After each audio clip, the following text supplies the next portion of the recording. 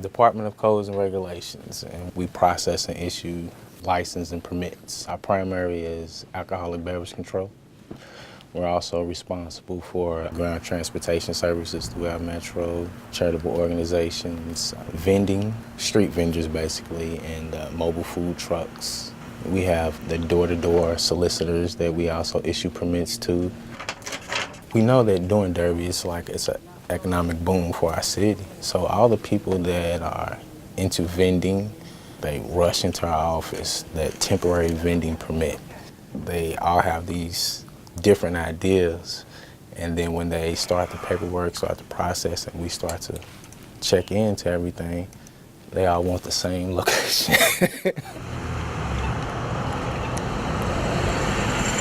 Most popular location around Derby is between 4th and Central to Central and Taylor Boulevard. That area, everybody wants to vend there. We've had people making complaints about how there are people that are actually down there fighting for these particular locations.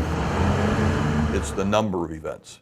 We have a lot of events every year, but as you're gearing up for Derby, they start rolling in. Every year, people would call about, why is this going to be blocked? Why did you block this street? I said, it's for the Derby. We did kind of give you like 150 years notice.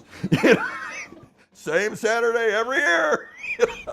But from my side of the permitting, I'm just getting these things in, I'm shooting them out to the other agencies, I'm checking back with them. Is everything okay? Have you given your approvals? And it runs fairly smoothly. It's really the events you get throughout the year that aren't regular that can be more troublesome, because you get people who have never done an event, especially if it's a kind of a large size. You got to kind of hold their hands and walk through the process, and they get frustrated. Well, why do I got to call this person and this person?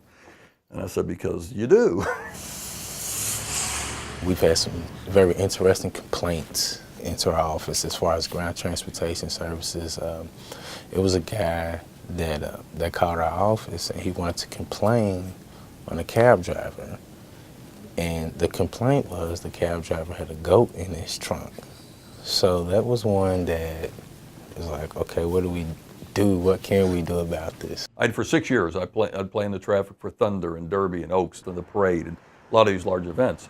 Friday before every Thunder, I would run the route. And I'm coming down Preston, just a few blocks away from Main Street, and there's a huge hole in the middle of the road. And a guy digging the hole with this. I said, what in the world are you doing? He, well, we're fixing this whatever under the ground. And I said, do you know what tomorrow is? It's Saturday. I said, you're right. Do you know what's special about this Saturday? He's like, isn't that the Thunder over Louisville? I said, yes, it is. And this is where 5,000 cars or 10,000 are going to want to drive. He goes, oh.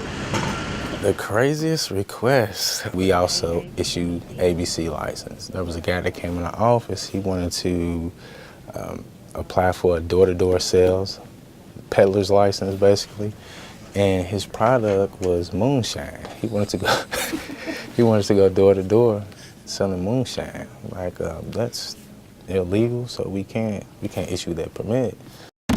He was not happy, but we were able to help him out with getting a peddler's license, and his product changed. I'll say that. You have the right to free speech, all your rights, but you don't necessarily have a right to a permit. Just because you want an event doesn't mean you get it. If you've got an event you need a special permit for, go to LouisvilleKY.gov.